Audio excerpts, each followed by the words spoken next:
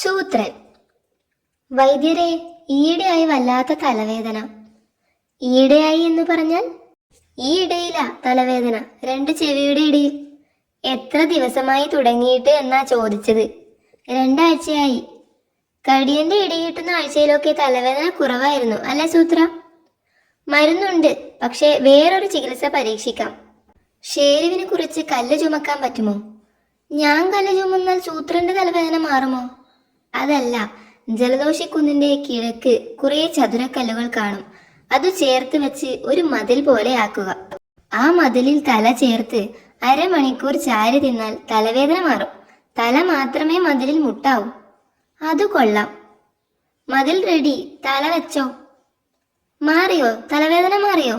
ഒന്ന് വെയിറ്റ് ചെയ്യടോ. മാറിയടോ, മാറി. ഷോ, എനിക്ക് തലവേദന ഇല്ല, അല്ലെങ്കിൽ ഞാനും തല വെച്ചേനെ. എടോ, ഈ മതിൽ ഇവിടെ നിൽക്കട്ടെ, ഒരു പണിയുണ്ട്. ഹിഹി. മരുന്നു മതിലിൽ തലവെപ്പിച്ച് കുറെ പേരുടെ തലവേദന മാറ്റിക്കൊടുക്കാം. ഹിഹി. വല്ലതും തടയുന്നെങ്കിൽ തടയട്ടെ. പരസ്യമൊന്നും വേണ്ട, വൈദ്യരറിഞ്ഞ മോശമാ. താൻ പോയി ചില തലവേദനക്കാരെ കണ്ടുപിടിക്കുക, ഞാനും നോക്കാം. എടോ, തലവയ്ക്കാൻ ആദ്യം തല പുറത്തെടുക്കണം. ഹിഹി. ഫീസ് ഒരു മുട്ട, കൂടുതൽ തന്നാൽ കൂടുതൽ തവണ തലവയ്ക്കാം. തുരന്നു താഴെ ചെന്ന് തലവെച്ചാ പോരെ? തലവേദനക്കാര് പിരിഞ്ഞപ്പോ പിന്നെയും തലവേദന തുടങ്ങി. കുറച്ചു നേരം തല വയ്ക്കാം. വാ ചേട്ടാ, ഈ മതിലിൽ തല ചേർത്ത് വെച്ചോ. ഷേരുവിന് ആരെയോ കിട്ടിയല്ലോ. ഹിഹി. ഠും ഠും. നേരം വെളുത്തോ? ആരാ ഗുഹ അടച്ചു വെച്ചത്? അത് ശരി, ഇതേതോ വയസ്സൻ ആനയാ.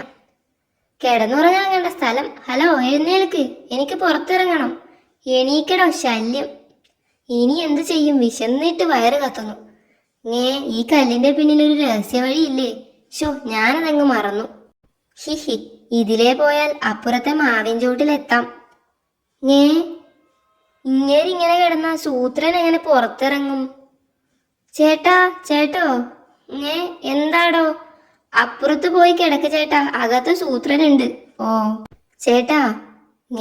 ഇതാരാ പിന്നെയും തോണ്ടുന്നത്? ചേട്ടൻ ഇവിടെ എത്തിയോ? ശല്യം, ഉറക്കം കളഞ്ഞു. ഇന്നലെ രാത്രി താനാ കുഴിയിലാണോ കിടന്നത്?